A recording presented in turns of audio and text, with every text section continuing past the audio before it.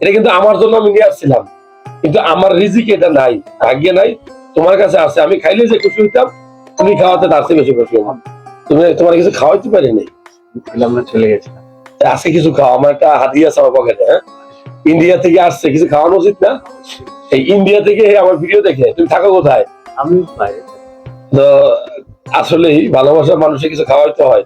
এক সময় ইন্ডিয়ার বাংলাদেশ এক লাগে ছিল, ওই অনেক আগে, 200-300 বছর আগে, এতদিন আগেও না মনে হয়, কিছুদিন আগে তো কাটা তারা বেলা ছিল না, আমরা ইচ্ছা মতো যাইতে পারতাম, যাইতে পারতাম, অন্য যাইতে পারে না। এটা হলো আমাদের বাংলাদেশের একটা ক্ষীরের সন্দেশ, আমি কিনে নিয়ে আসছি আমার জন্য, 1 পিস 60 টাকা। মানে এটা ভালো কোয়ালিফাইড আমার কাছে মনে হয়।